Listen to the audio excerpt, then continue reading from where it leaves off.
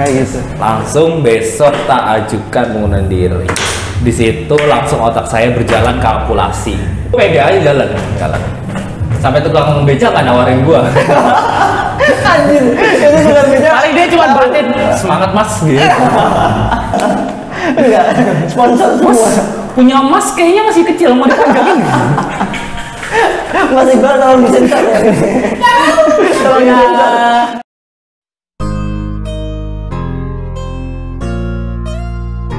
Oke, balik lagi di channel Seperempat Jalan ketika angka memaksamu dewasa. Oke, kita balik lagi setelah sekian lama kita bertapa, men.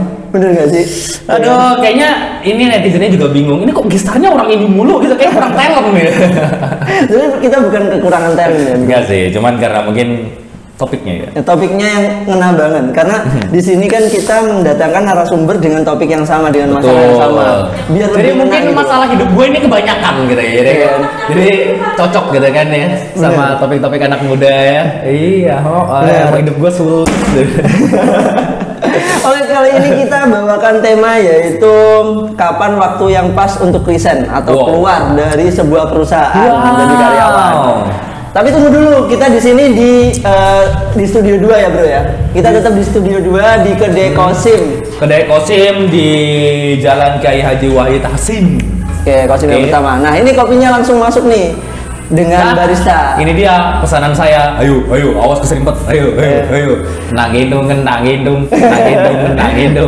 Ya, terima Cukup kasih. kopinya aja yang ditaruh, jangan hatinya. Ya.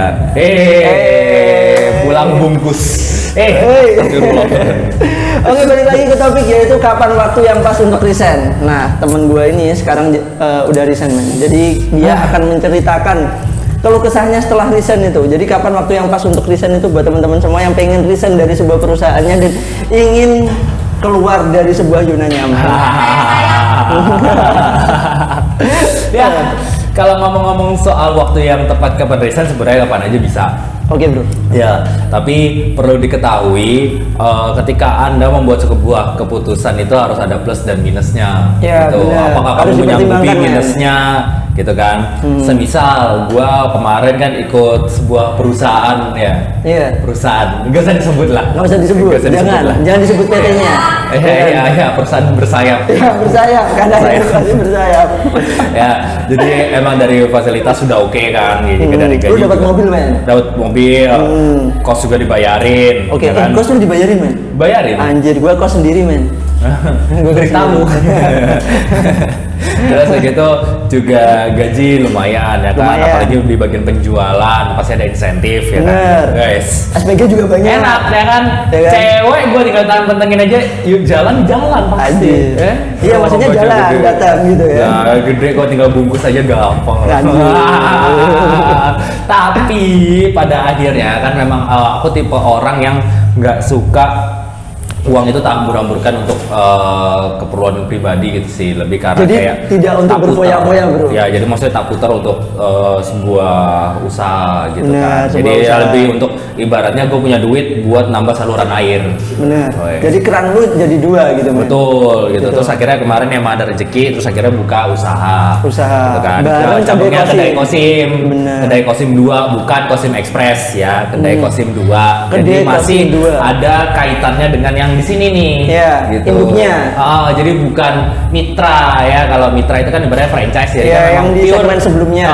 Jadi Pure itu kan punya gue gitu. Tapi kalau di sana itu gue masih ada join sama Mas Tama dan Mbak Fer. Jadi franchise. Ya, gitu. Jadi nggak pure franchise juga sih sebenarnya. Karena kayak ya, cabang dari pusat. Cabang. Gitu. Terus udah gitu, oke, singkat waktu, ya kan. Terus itu mungkin kantor nih tahu, ya kan. Jadi mungkin fasilitas ini gue pakai buat keperluan kantor, keperluan kedai gitu kan. Keperluan usaha lu. Keperluan usaha. Tapi kan sebenarnya gue pakai untuk di luar jam kerja gitu dong, ya kan, bebas. Ternyata tapi dari pihak kantor nggak terima. Nggak terima. Terus akhirnya ditanya nih, ya kan. Sebenarnya dari gue sebelum ditanya itu gue udah ada ancang-ancang gitu, bahwa 2 atau 3 udah ada bulan pemikiran buat mau resign. Betul gitu, karena jujur memang cita-citaku itu jadi entrepreneur ya, jadi pengusaha gitu, nggak mau ikut orang. Jadi ikut orang itu, gitu ya, jadi ikut orang itu ibaratnya untuk tangga loncatan aja. Jadi jembatan aja gitu. Terus udah gitu ikut sama orang, terus gitu akhirnya kemarin itu sempat ditanya sama kantor, kamu ingin kerja di sini nggak? Masih Pak. Terus gitu kalau misalnya kamu pengen di sini ya fokus di sini, tinggalkan kedai. Kalau misalnya kamu pengen di kedai ya sudah, besok ajukan surat pengunduran diri. Ya berhubung gua orangnya gila ya kan ya, orangnya gila ya, ya udah, ya udah langsung, ya udah Pak, besok saya ajukan surat pengunduran diri. Nah kayak gitu. Langsung besok tak ajukan pengunduran diri. Di situ langsung otak saya berjalan kalkulasi.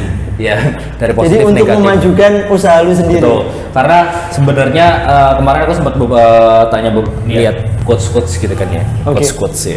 Jadi memang sebenarnya untuk sukses itu harus keluar dari zona nyaman. Gitu, keluar dari zona nyaman. Artinya lu nyindir gua berarti ini. Hah? Lu nyindir gua. Lu berarti udah nyaman sekarang kan ya? Kalau juga ya, sih sebenarnya. Ya. Tapi sebenarnya maksudnya ketika Anda nyaman, Anda harus keluar dari zona nyaman. Apa untuk sukses Anda harus keluar dari zona nyaman. Itu maksudnya ya harus punya logika juga. Maksudnya lu harus punya pegangan ibaratnya. Ibaratnya ada seat belt lain gitu. Ada backingan di belakang. Nah, maksudnya ada ibaratnya lu punya dua saluran air, yang satu ini lu putus, lu mampetin, tapi masih ada satu lagi yang jalan gitu. Jadi jangan pas lagi lu mampet gak ada air lagi, kering kerontang. Ya kan, kering kerontang mati. Sumber air sejauh men. Iya gitu. Oke, gue mau tanya satu hal nih men. Apa yang mempengaruhi lu buat resign padahal lu di situ udah ada jabatan, udah ada fasilitas, udah ada biaya untuk istilahnya kayak misalkan hidup lu di sini ya kan.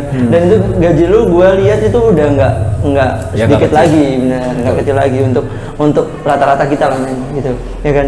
Terus lu memikirkan dan memutuskan untuk resign itu gimana sih? Gitu.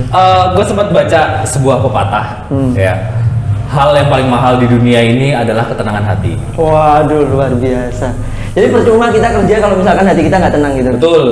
Tapi kalau kita nggak kerja, hati kita juga lebih nggak tenang lagi kan, karena aduh ya ini ya kan, utang banyak ya kan, orang tua siapa yang ngasih duit ya kan, makan hari-hari gimana, istri orang siapa yang ngasih gitu kan. Istri orang, lu kenapa istri orang? Lu kenapa rondo? Jangan. Elah. Jadi ya gitu sih. Jadi pertimbanganku itu waktu itu ya lebih ke arah kayak memang cita-citaku untuk entrepreneur, ya kan, buka usaha sendiri dan aku kelola sendiri gitu. Meskipun aku tahu itu gajinya nggak seberapa besar, mungkin setengahnya dari gajiku yang kemarin sama PT gitu kan. Tapi mulailah dari hal kecil bahwa usaha ini perlu ditelateni, perlu harus ibaratnya kalau anak baru lahir ya kan, itu kan nggak bisa langsung ditinggal gitu aja kan. Nggak langsung bisa berjalan dan semuanya melakukan perlu sendiri. Dirawat, perlu dikasih arahan dan lain-lain supaya nanti dia bisa berkembang dan bisa berjalan sendiri gitu. Nanti kalau udah bisa jalan ya kan, bikin anak lagi. Ya maksudnya bikin usaha lagi gitu, telateni lagi seperti itu. Jadi mau nggak mau aku harus keluar untuk mengasuh kedaiku yang baru ini dan supaya nanti bisa berjalan sendiri. Betul gitu. Jadi ya memang perlu ada pengorbanan bro. Nggak ada motor nggak masalah. Masih ada teman yang bisa dimanfaatkan. Habis ini teman gua langsung menjauh dari gue. Tahu dimanfaatin. Buat ngantar kesana kesini. Kesana kemari mencari alamat. Oke, jadi teman-teman Superpat Jalan, kemarin gue dapet cerita sama dia. Jadi dia setelah resign itu dia bingung mau kemana-mana itu nggak ada kendaraan karena fasilitas yaitu mobilnya, inventaris itu udah dicabut dan dia di sini nggak ada motor sama sekali. Alkisah dia dari mulai kos sampai dengan kedai kosim yang pernah waktu itu kan pas kaki. Jadi pas lagi kemarin itu resign kan hari pertama ya. Hari pertama. Terus untuk menikmati hidup ya kan, untuk menikmati hidup. Coba kayak orang Jepang. Kayak orang Jepang. Kemana-mana jalan kaki. Gue coba nih jalan kaki ya kan, dari kos ya kan, di pelosok kandang sampai di sini di Kauman. Itu jarak radius berapa kilo bro? Kurang lebih bro. Maybe berapa sih? 3 ya? 3 kilo. 2 kiloan lebih lah. Terus lu jalan coy. Ya kan? Lu ibaratin kayak lu hidup di Jepang ya. Udah pakai sepatu baju, necis, pakai masker, pakai payung biar nggak panas. Ya kan? Terus gitu bawa cat, bawa jaket kanvas buat gambar. Diliatin tuh di jalan, kan? Gue pede aja jalan. Sampai tukang beca kan nawarin gue. Anjir, itu tukang beca. Paling dia cuma beratin semangat mas gitu. Tapi lu udah gila kagak? Lu udah gila. Terus begitu gini kan, gue gini, orang Jepang aja mampu kok jalan berkilo-kilo. Bener. Terus gitu gue di tengah jalan udah sekiloan, dan cok panas ya. Panas ya, gobius cok. Ternyata Jepang sama Indonesia itu berbeda guys. Ya. Tulungagung panas, Jepang teh dingin, ya adem. Jadi kalau dibuat jalan kaki, apalagi untuk presiden ya, yang menuntut kita masyarakat untuk jalan kaki, tolong mataharinya diminimalisir dulu ya. Panas coy Indonesia, beneran. Udah gak ada otak sumpah itu Rismen. Apalagi Tulungagung, truk lewat semua gitu ya kan ya. Bukan berdebu ya. Sampai masker gue ini udah teles semua. Basah. Air liur. Bukan air liur, keringet cok. Membanggakan gue serius beneran. Terus baru besoknya gue gak mau jalan lagi dari kos ke sini, gak mau. Mending gue nge-grab. Udah kapok ya. Capek ternyata, gak enaknya di orang Jepang di Indonesia. Prinsip hidupnya berbeda. Ya gak bisa.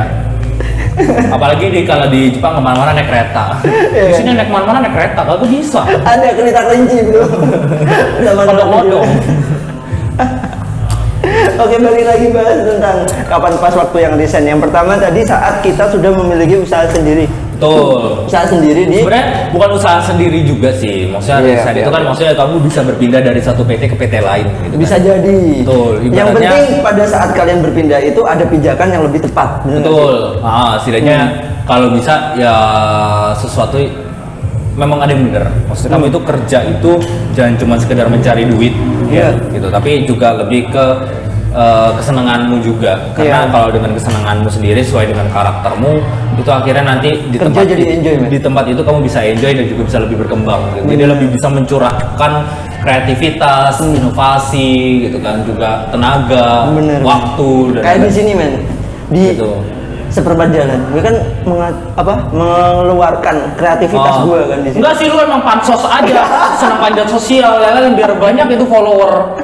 Ya kan? Gue semenjak ikut ini follower di Instagram gue nambah Ben. Nambah. Itu fake account nggak? Fake account nggak? Jangan-jangan yang follow dia obat kuat. Enggak, sponsor semua. Punya emas kayaknya masih kecil, mau dipanjangin. Mas Iqbal tolong disensor ya. Tolong disensor. Yang follow maerot.id. Kita nggak dibayar maerot ya. Iya. Lintah Papua. Pakai bambu. Oke, yang kedua berarti tempat yang nyaman. Jadi kita bisa pindah dari suatu yang mungkin membuat kita kreativitas kita tidak keluar, kemudian kita bisa menyalurkan kreativitas kita. Atau mungkin sebenarnya lebih ke arah you have to know who you are. Jadi kamu bisa tahu diri kamu sendiri. Harus tahu dirimu sendiri gimana, kamu orangnya seperti apa, kamu mau bekerja seperti apa. Tapi dibalik lagi, jangan kamu pengen usaha sendiri karena kamu males ikut orang. Gitu, karena sebenarnya dari ikut orang itu kita belajar bagaimana kita memanage karyawan, bagaimana kita memanfaatkan sumber daya, bagaimana kita menjadi bos atasan yang baik atau menjadi bawahan yang baik.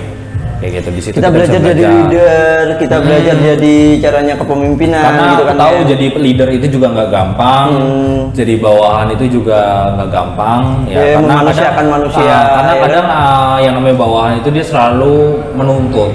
Maksudnya menuntut itu ya aku wes kerja, pokoknya mau bayar.